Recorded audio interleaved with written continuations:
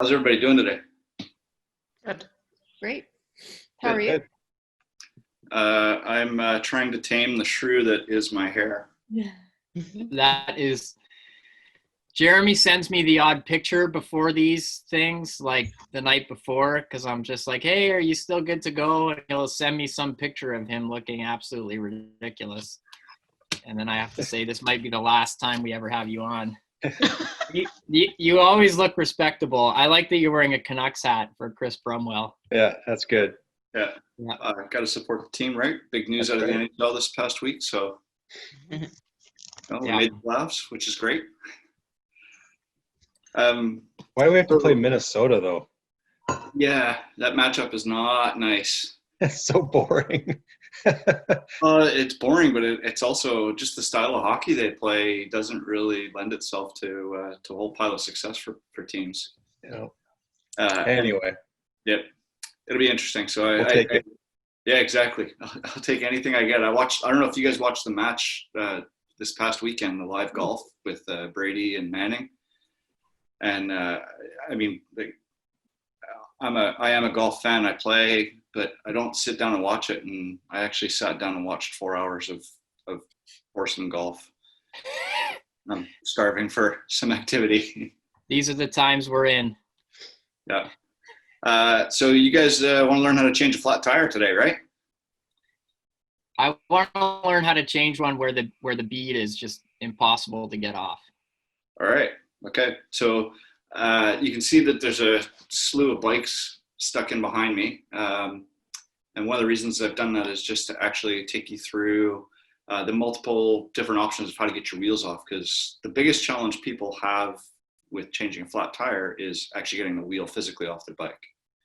And if you kind of agree with me, you can go ahead and put your hand up in the air just so I can see it, because I have you guys all on a gallery. Look at that. 4 out of 5 of you, all 5 of you guys put your hands up. So that's always good to know. I'm going to guess that the biggest challenge is getting the rear wheel off. Am I correct? You can nod your heads. Yeah. Oh, one person with a no. So the front wheel is actually pretty hard for you to get off. It's kind of, I'm not like scared to take the back wheel off or anything. Okay. So I have a Word doc that I'll share with you guys. I'm sorry, it's just nothing sexy. It's just a plain white sheet of paper with some typing on it. But it's actually got the 12 steps that I'm going to teach you guys today. And I put some sub notes in just so you guys don't need to take notes. You guys can just pay attention and watch. And then at some point, if you guys wanted to grab a wheel, we could even walk through that. But let's start first with just some of the basics. All right. So getting the wheel off of the bike. The first trick on the rear wheel is to actually dump all your gears.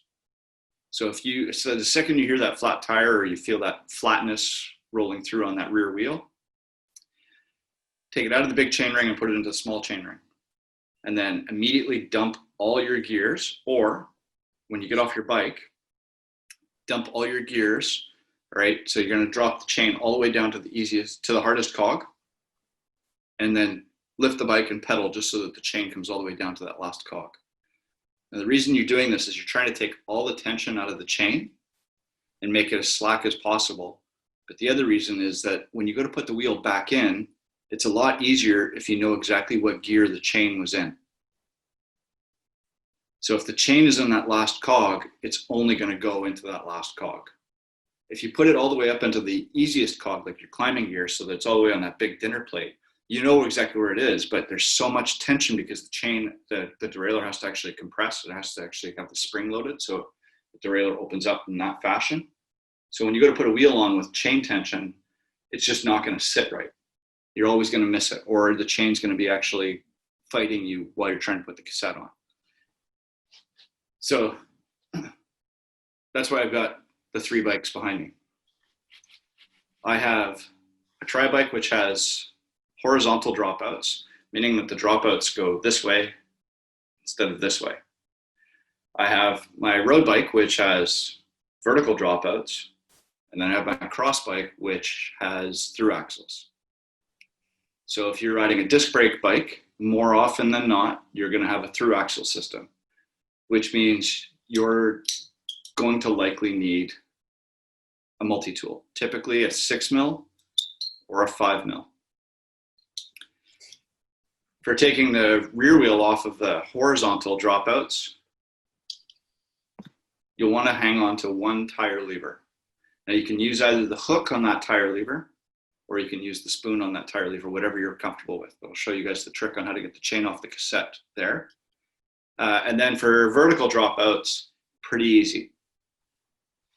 Undo the wheel, lift the bike off, let gravity do its job. So I'll start first, if there's no questions, with the through axle. I have a question about the through axle. I have a through axle on my mountain bike, but it is a quick release through axle.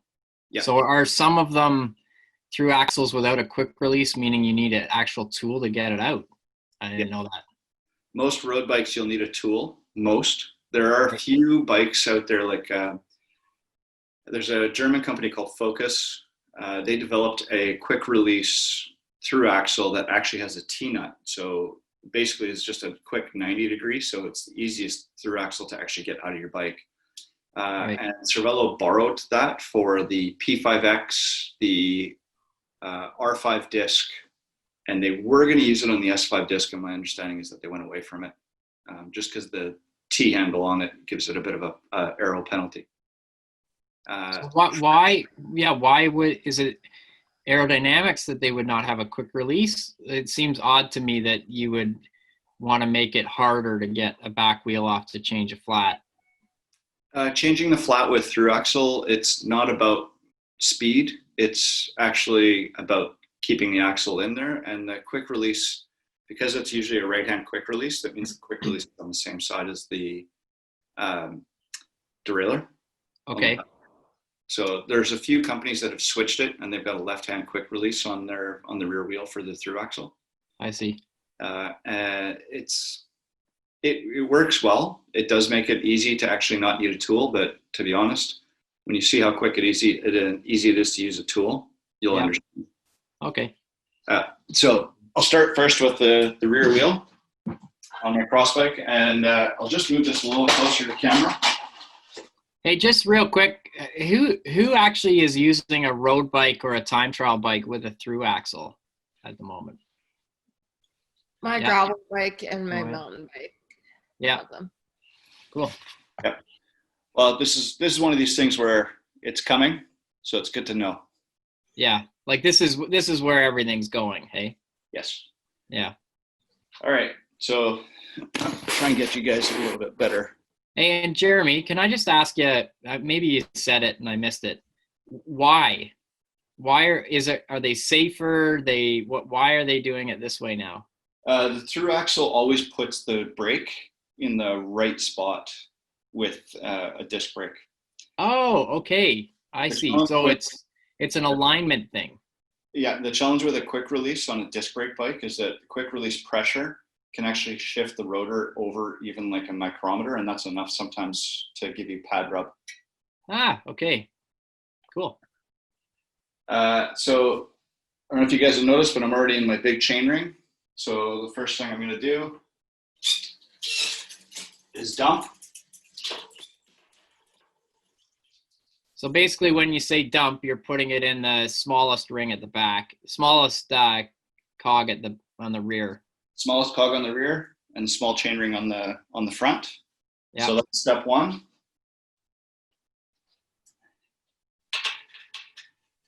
Then step two, put my multi-tool in the through axle, spin it, it'll release. Just like a mountain bike through axle. You pull it out. Now, I am going to grab my rear derailleur because this actually is a long cage rear derailleur, and the rear wheel comes right out. Can you talk, just address, like my mountain bike has an on-off switch on the derailleur. Is that a thing for the cross bikes, or is that just a mountain bike thing, or is that an old thing? Do you know what I'm talking about? Yeah, it's actually a clutch. Right, okay. And the clutch actually is there on this derailleur as well. It's a lever you pull where does it loosen the tension of the rear derailleur? It actually increases the ability for the derailleur to swing. Right. So you have it on that bike as well. Yeah, there are a couple of locking mechanisms that you can put in here. So this one has it as well. I'm not going to actually interact it because it's harder to put the wheel in, but it locks the cage in that position. Oh, okay. And you can see how much slack there is in the chain. Yes. So it's a lot easier to actually just push the wheel in and around. Now, would Joanne's road bike also have a clutch, or is that only something they do on kind of off-road bikes to help the chain stop? Or It depends on the rear derailleur. So if you're using a long cage rear derailleur, meaning that you want to use a 50 tooth or a 36 tooth on the back, like 36 to 50, then you'll have a clutch. If not, then no, there's no need for it. Okay, Joanne, do you know the answer? Do you have a clutch? I have no idea.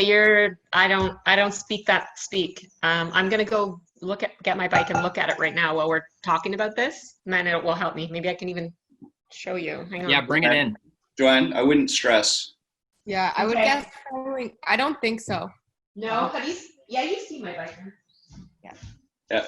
The reason I wouldn't stress about it is that clutch mechanism, like the locking pin that you're talking about, Jazz. Yeah.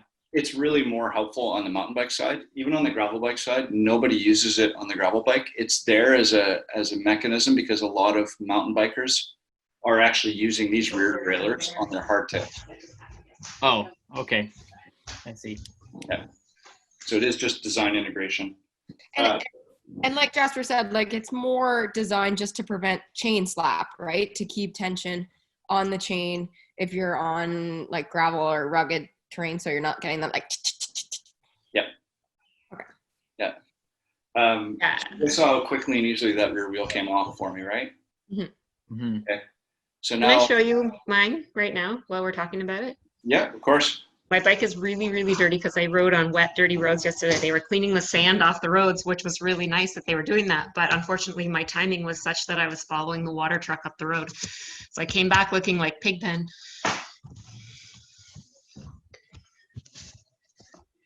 Can you see it? Am I? Hang on, I can't see. How do you flip the camera? I feel like I'm an old lady here. Can you flip the camera on No. your laptop? No.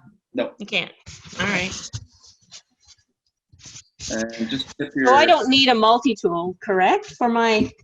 Can you show me the other side? Yeah.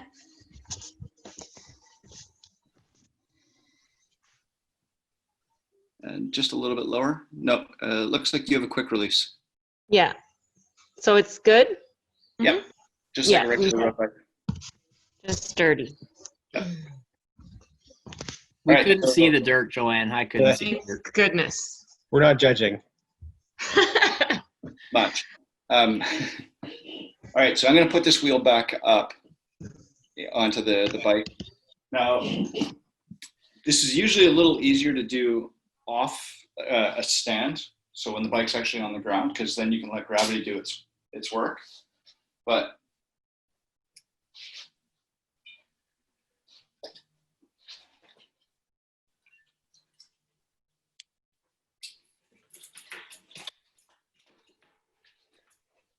because it's a through axle, once you've got the wheel up, the through axle threads, and that's it. Right, right.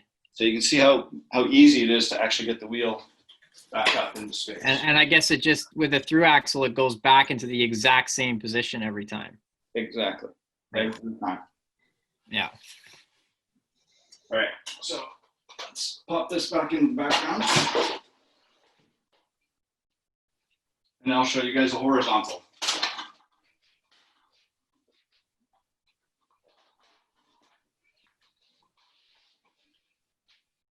You guys can see that? Actually, I'll lower that just a little bit. How's that? A little messy in the background, but No, it looks good. let's just do this. All right, so the biggest challenge with horizontal dropouts is that you have to pull the wheel out as opposed to push the wheel out. So same idea.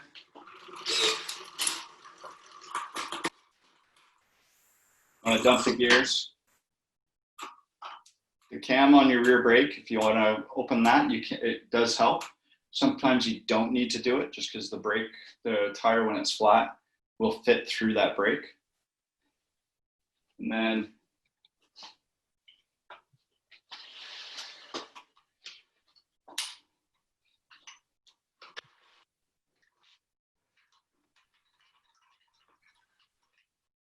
once you've undone the quick release, this wheel pulls backwards. I don't know if you guys can see that or if I just froze. What it'll do is it pulls the chain with it. So if you use the tire lever, you hook the top of the chain, and then you can actually pull the wheel out. Chris, this is one for you to practice. Yeah, I need to practice it Me too. I fight with it every time. every time. Yeah, me too. Every time. So one of the tricks on this is that you don't want to get your finger dirty. That's why I use the tire lever. If you don't care about getting your hands dirty, right, there's a trick that you can use to clean your hands when you're on the road. Just use your index finger and hook that chain. Now to go and put the wheel back on, what you want to do is you want to start by hooking the chain.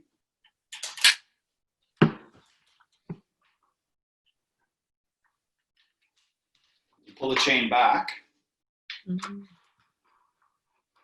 put it on the last cog of the wheel, and then let the wheel slide in. Come on. So are you guys, do Chris and Joanne both have horizontal dropouts? On my TT bike, I do, yeah.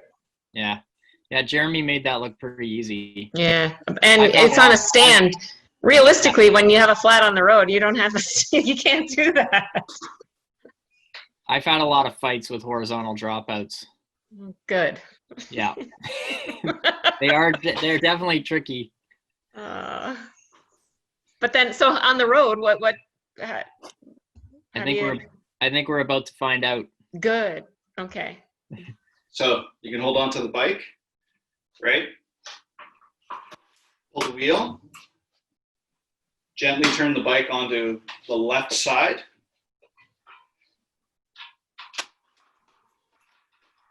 Tire lever. And wheels out. Now it's time to put the wheel back on. You hold the bike with the chain stay, or the seat stay, pardon me.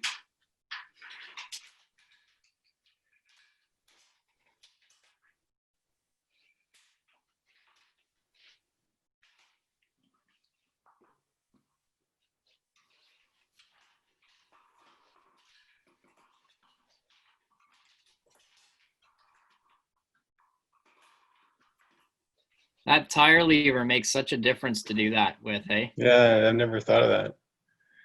It's not a tire lever, like I say, use your index finger. Okay? Right. Now,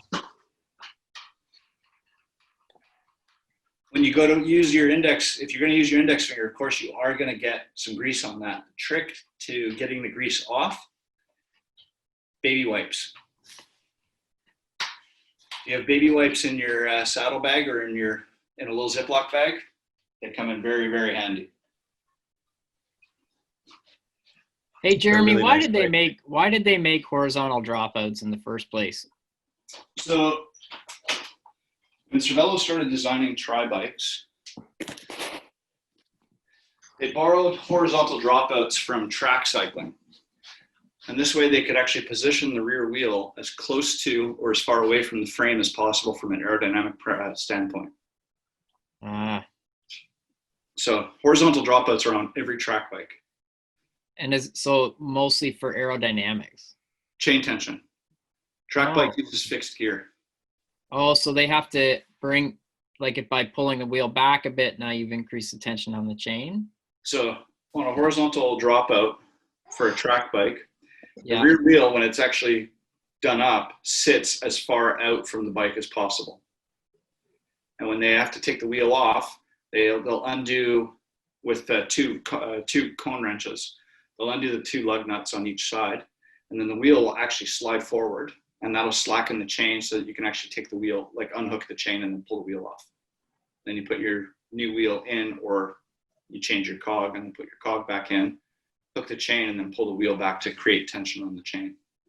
But why then put it on a bike that people are gonna just fight with trying to get their change a rear tire? Like, is there an advantage to it? There is an aero advantage, or there was an aero advantage for it. So you could get the tire as close to the frame as possible. If you create a gap between the frame and the tire, it creates a small eddy. I see. Okay. Yeah. That makes sense. Yeah. But it's a small penalty. I don't know why Cervelo continued to use it after the development of the first P2. Could have just been a mold thing. They already had them made and they were ready to go, but right. It wasn't as necessary. I always thought it was a safety thing, to be honest, because then the wheel can't ever fall out. But I guess I don't know why I made that up. I mean, that's not like, it must be for safety. Yeah, no, you didn't make that up. That's actually a minor benefit of having the horizontal dropout, is that the wheel, it's a lot easier for it to fall out. Or sorry, harder for it to fall out. Right, like with vertical, if the quick release comes loose, it's going. It's likely going, yes. Yeah. Yep. All right, and then last one, of course, is just a vertical one. So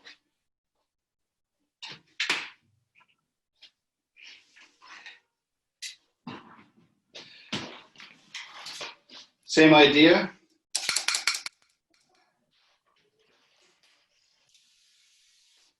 Dump the gears.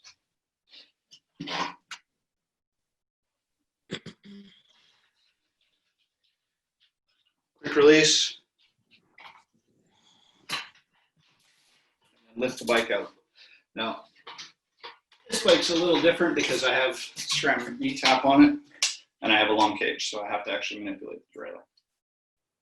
But when you're going to put the wheel back in. Can you point the camera down a little bit? So. Yeah, definitely. Sorry. That's all right. You guys are staring at There we go. me. Okay, so if you're holding the bike up with your non-dominant hand and with your dominant hand, you can slide the cassette into the chain and then just let gravity do its job. And the wheel will fall right back in. And then you can do your quick release back up.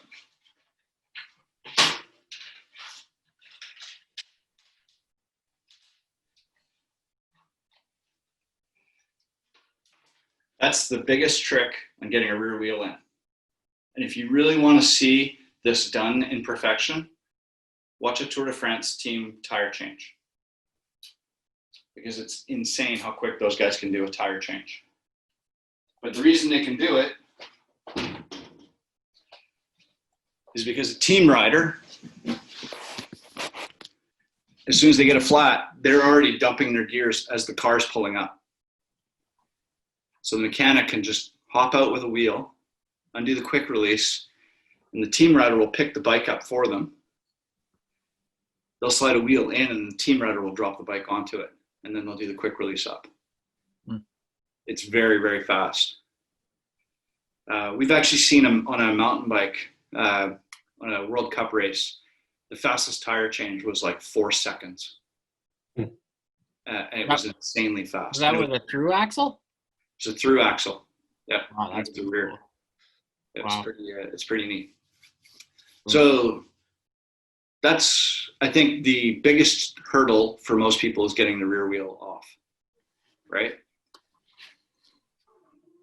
Now we'll move through all the other steps. So I'm going to grab a front wheel from my TT bike, because this is a tubular. And then I'm going to grab the front from my road bike.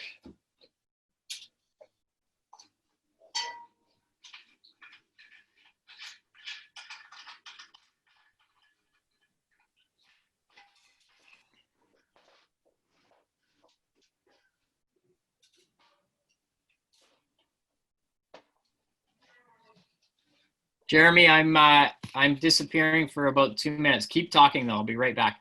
All right. Pretend I'm still here. Okay.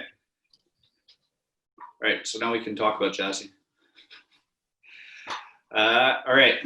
So tubular. This is a glued-on tire. And then my clinchers. All right. Now this one I'm going to use to demonstrate tubeless setup as well as just a regular clincher setup for you guys. All right. And then I'm going to answer Jazz's first question, which is the impossible to get off tire. Does anybody have any of the new style rims or hoops, like the new Envies? No? Okay. I have a question. Like, why glue on a tire? Rotational mass. Okay. Okay. Some basic physics. The furthest most mass on a wheel, the lighter that is, the faster you will feel, right? It's Okay. easier for you to get a wheel up to speed. Mm-hmm. So this surface doesn't need to be built up as heavily as this surface does for a clincher. And the reason for it is that the clincher needs to have this hook channel built, and that needs to be structurally very, very, very solid. Then you have a brake track behind that hook. On a glue-on, you're only really overbuilding the brake track, so the material use is really limited. The other reason is that with a glued-on tire, the tire itself is actually a fully sealed system. Okay. Pull out one of the spares I have here. So this is a tubular tire, right? Meaning that it's solid all throughout the bottom. The entire system is sealed. So the inner tube is actually inside. I can put sealant in here, just like I do with the tubeless. And if I get a pinhole prick, then it's possible for the sealant to actually seal the system up, and I don't need to change it. This is the original way that tires were actually built on bikes back in the 20s, 30s, 40s, 50s, 60s, and 70s. And really, this has gone by the wayside in today's era. Most people are using clinchers, even in the Pro Tour. That being said, there are still a few wheel manufacturers that will only make a tubular tire. So I'm going to take the tubular off for you at first, just so you guys get an idea of what that's going to be like. All right. The unfortunate bit on this is that there's a little bit of work first because you got to actually break the bond somewhere. Jazzy probably remembers doing this at least once or twice at some point in his racing career. But then once you've broken, I got to be honest, Jeremy. I got off pretty scot-free in the tubular ears. I never had to change one in a race. I got lucky, and then if it was not in a race, I just took it in. But I have changed one or two, but it was rare. Once you've actually got a little bit of the tire broken,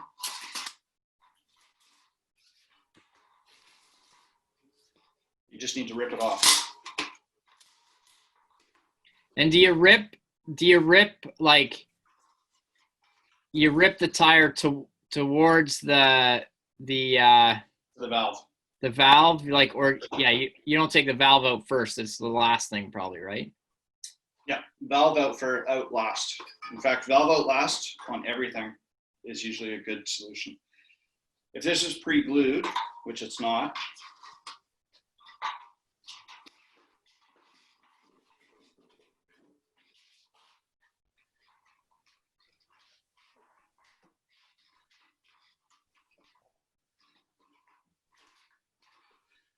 I would just mount it on.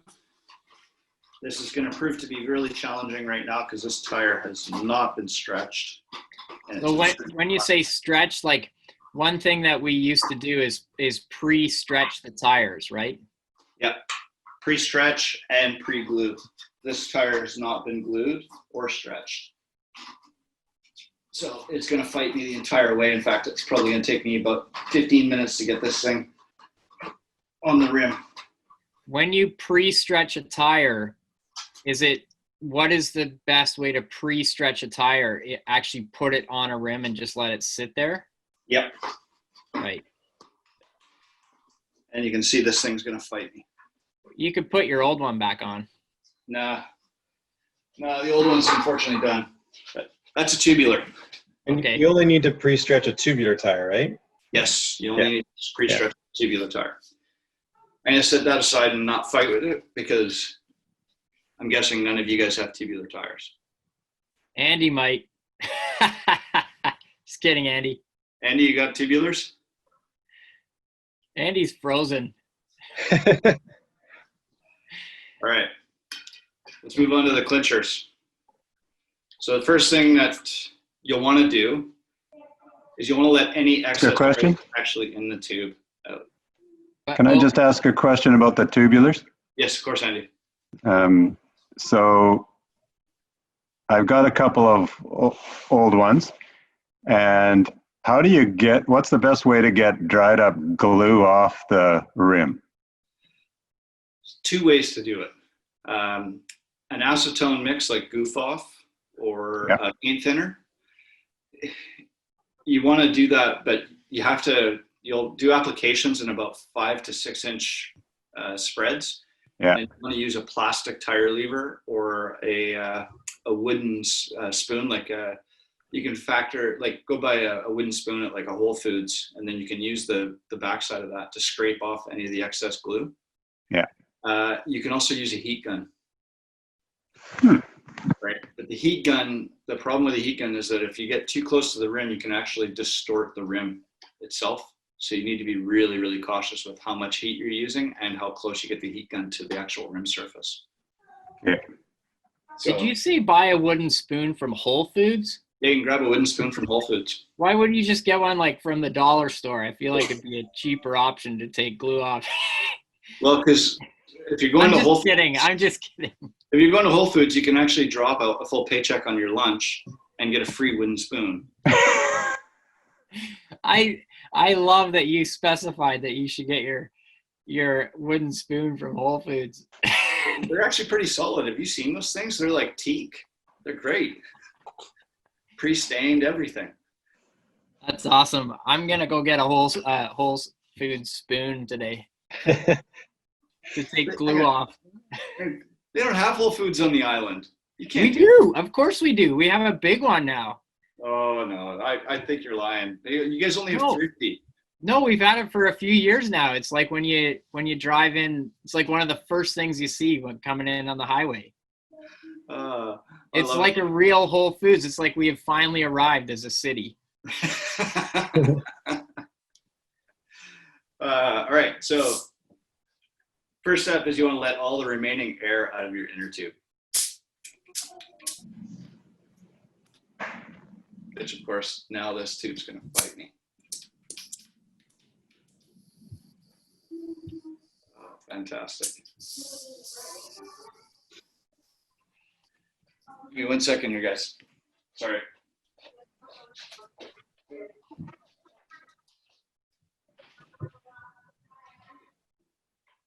He's had enough of us. He's out. He's like, I'm going to Whole Foods to buy a wooden spoon. I'm glad that you said something, Jasper, because I was like, okay, I guess that's just very shops. It seemed like an odd thing to get there. I'm still wondering about the wooden spoon from Whole Foods. I can see like vegetables and chicken and stuff. Oh, they have the best burritos at Whole Foods. And Yeah. They do. I'll agree with that one. That's the one affordable thing there. yeah, that's the only thing I actually Not bad. All right, so You let the air out of the inner tube. Okay, go directly opposite your valve. So here's my valve. You go directly opposite. The reason you're going to go directly opposite is the valve is your landmark, always. What I'm going to do is I'm going to pinch the tire on both sides to break the bead. Now the bead is the hook that the tire is going to actually set into on the rim. And you're going to go right back to the valve. Okay, so at this point now, you should be able to actually squeeze the tire and expose a portion of the rim on either side.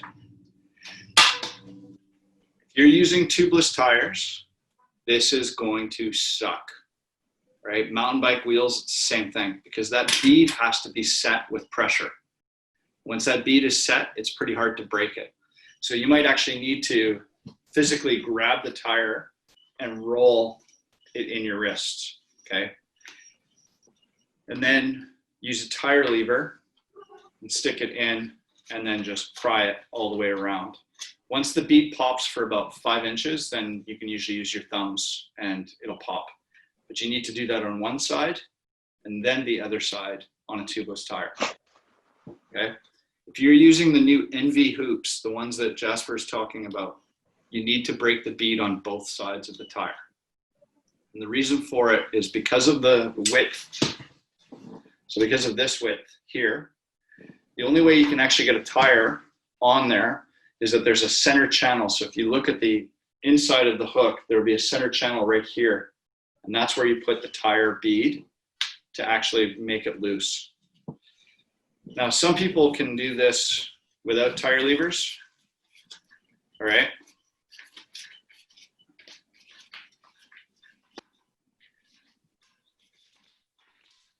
Just like that, where you can roll the tire right off.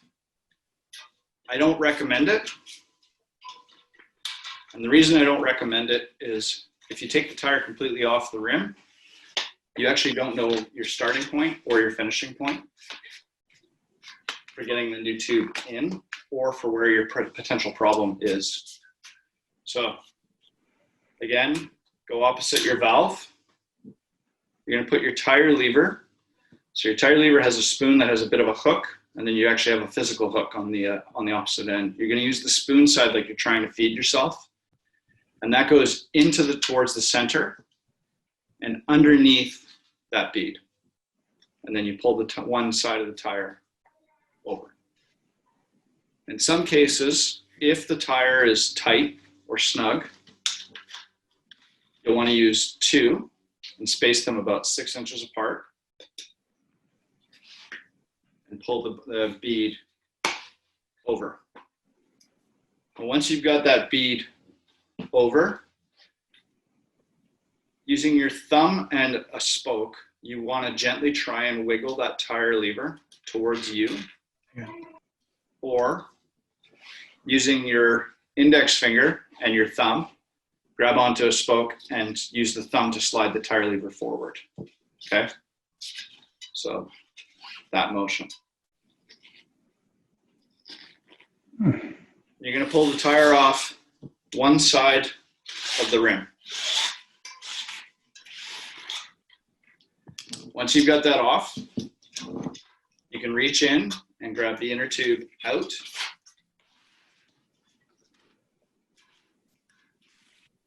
And pull it to the valve. And you'll notice that the inner tube will hang. Now you can expose the tire and the valve hole. Pull your inner tube off, and away you go. Okay, so that actually goes by the wayside.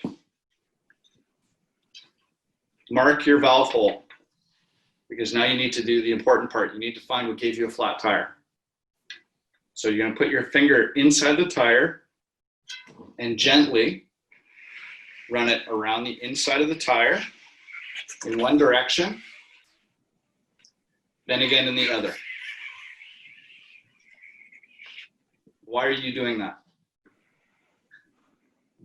To make sure there's nothing that's going to poke your next tube that you put in. Bang on. There's nothing worse than taking the old inner tube out, putting a new inner tube in. using one CO2 canister, pumping the tire up, and then immediately having another flat right then and there, right? Once you've found what the debris, either a shard of glass or a staple or a piece of metal, now that's why I say you want to use your finger gently. You don't want to just jam your finger all the way up and then run it around, because then that's going to poke your finger. But you gently want to try and find what's given you that. You take that out of the tire, right?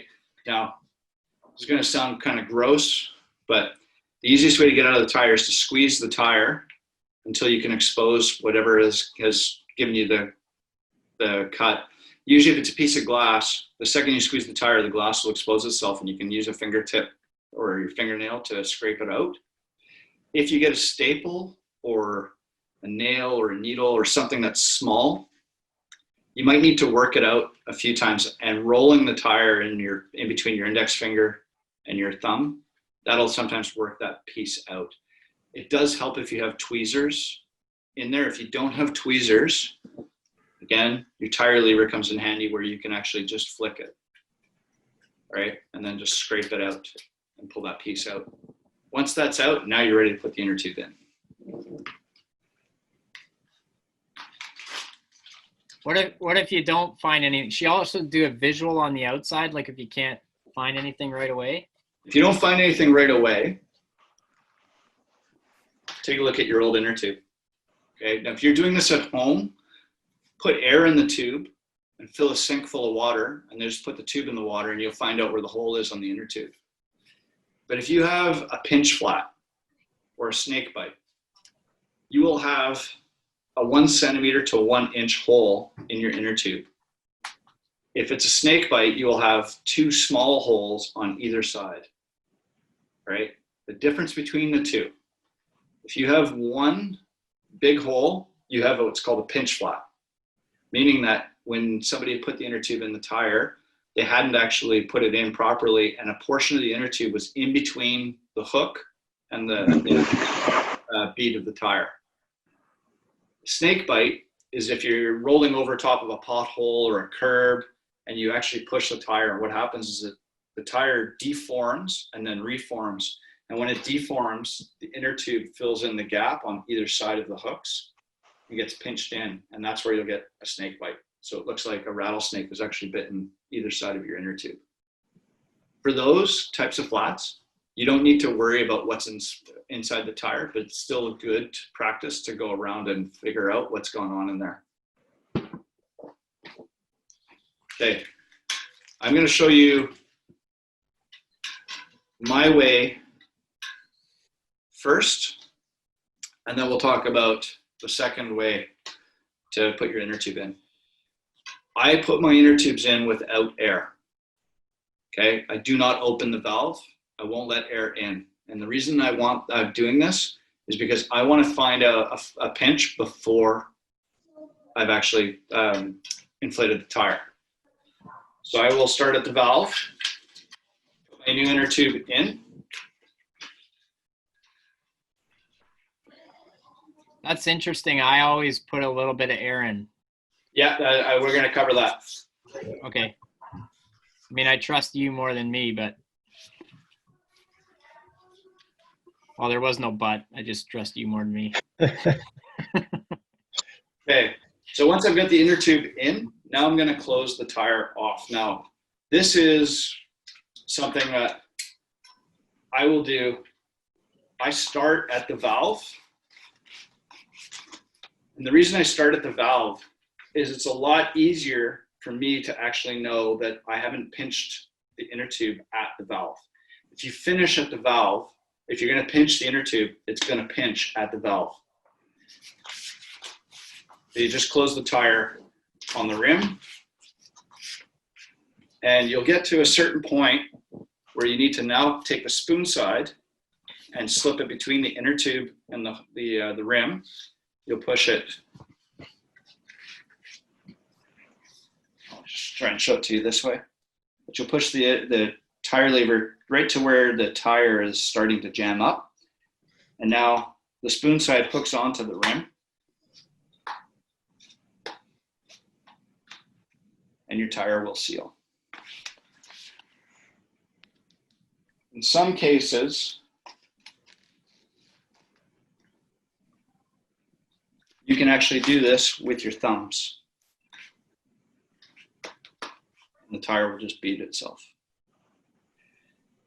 Now, Jazzy, for your situation, you have to make sure that the side of the tire that you're not closing in is sitting in that center channel.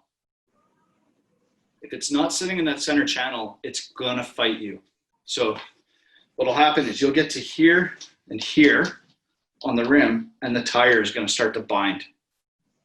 And now you know that that center channel hasn't been centered properly. So if you squeeze the opposite side bead into that center channel, then that'll actually alleviate that tire pressure problem.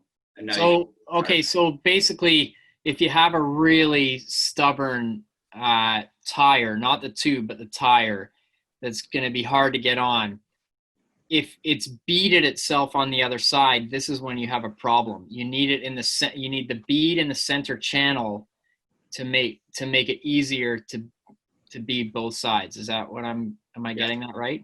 Yeah. Well, for sure. I mean, I've been in that situation so many times. And actually, it's funny, rarely with my own bikes, I always ended up with tires that were easy. Like you could just put them on the way you just did there. Yep.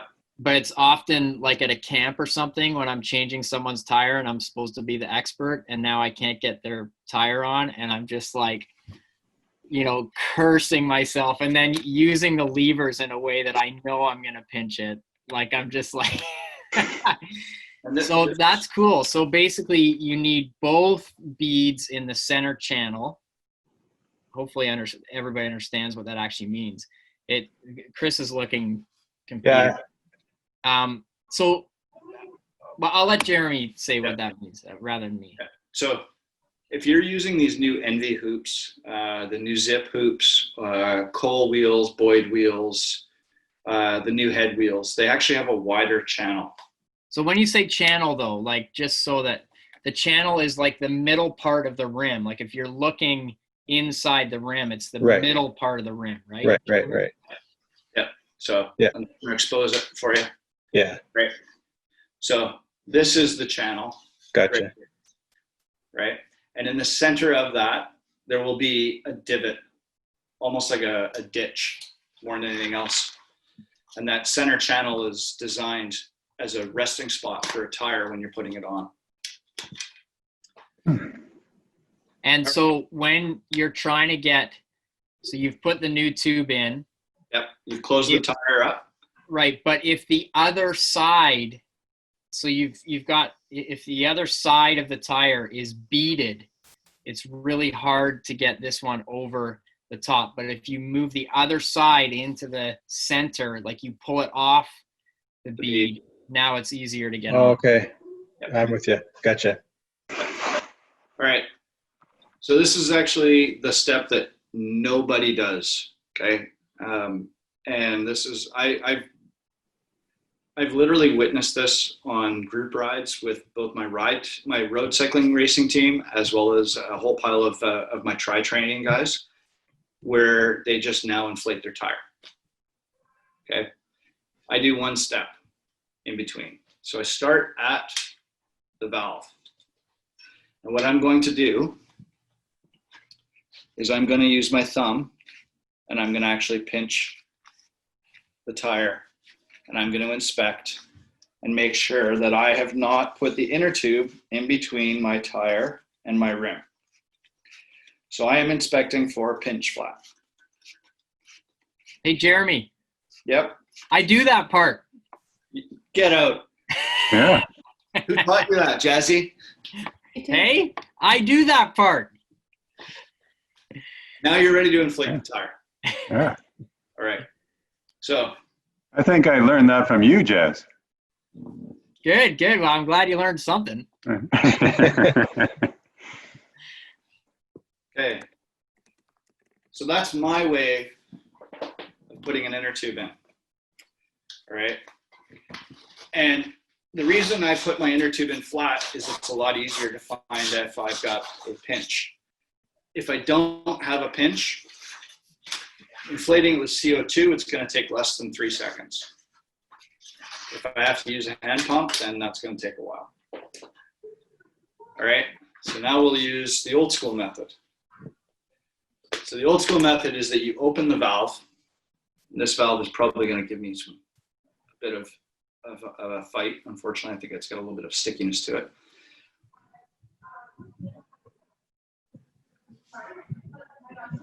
But you'll put a little bit of air to give the tube a round shape.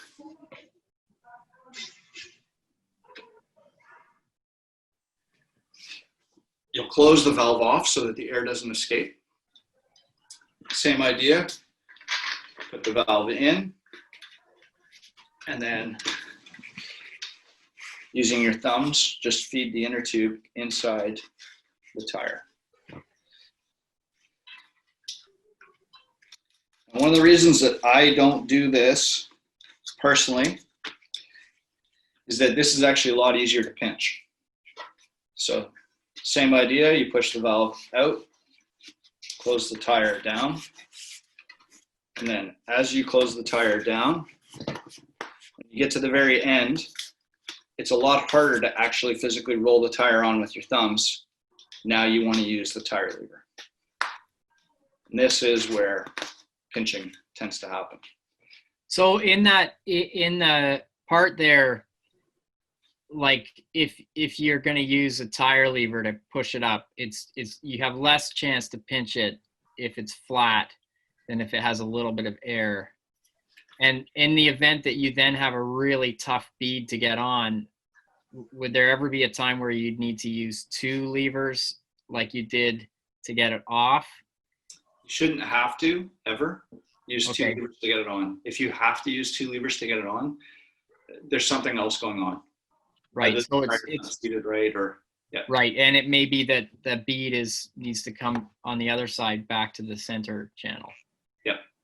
Right. Okay, and now we're ready for air. All right. I am not going to blow one of my CO2 canisters because I only have 2 left.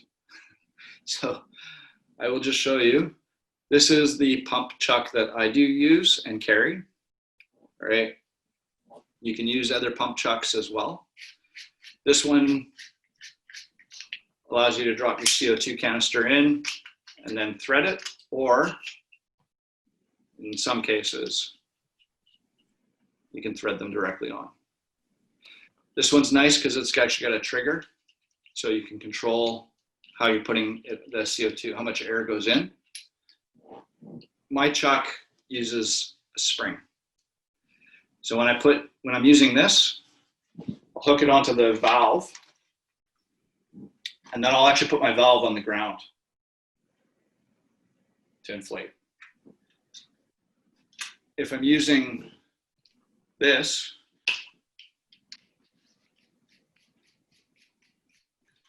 I'll actually keep my valve vertical, put the pump head on, and then I'll use my thumb to inflate. And the reason I'm using my thumb to inflate and the valve vertical on this is that it's a lot easier. I'm not as bent down to the ground. The reason I'm using the spring loaded, I'm using the ground, is that I'm pushing against something that's forceful and easier. If you're trying to do this vertically, you're pulling up, meaning you're pulling against the spring tension and trying to resist the wheel and keep the wheel on the ground. If you're going to use an exposed CO2,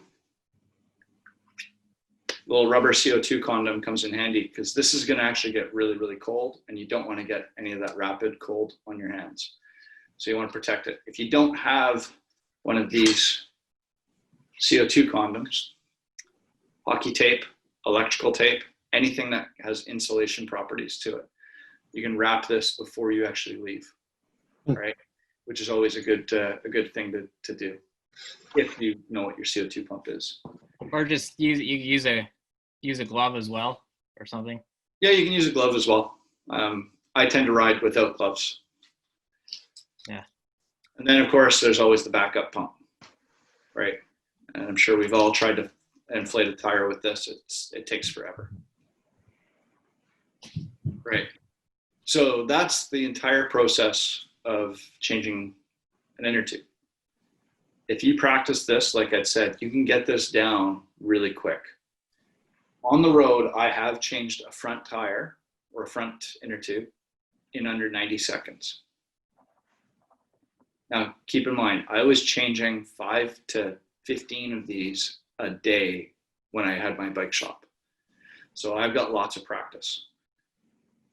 But like any other skill, if you don't practice it, you don't get good at it. So what I'd suggest is that you guys practice. Practice with the front first. Get comfortable with changing an inner tube. Get comfortable with knowing the steps and knowing the process, right? Once you've gotten comfortable with that process, now you can start focusing on speed or take the rear wheel off. But start with the front, just because it's the easiest. All right, any questions? I have one. Okay. I've done this 1 or 2 times. Hopefully not more than 2. Tire goes flat. I've changed it already. Get another flat. I'm 5K from home, and I'm like, screw it. I'm just gonna ride. How much damage am I doing to my rims and my wheels? If you've got a rim that has the aluminum brake surface on it, so this part is metal. Yeah.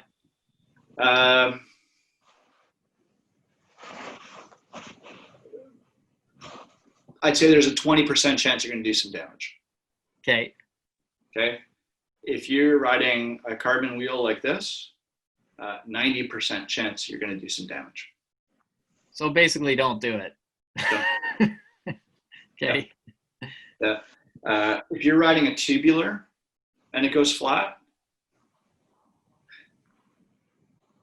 15% chance you're going to do damage to the rim.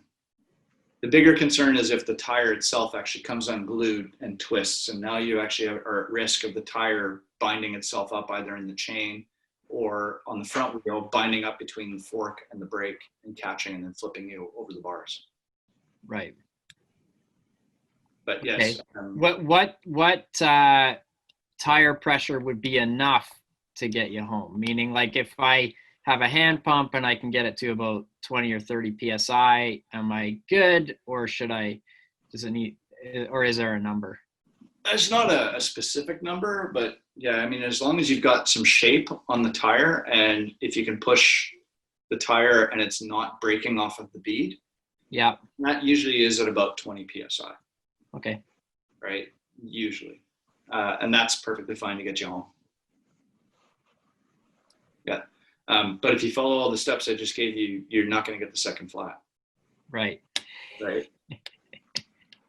And if you've practiced well enough and good enough and quick enough, then what's another 90 seconds, right?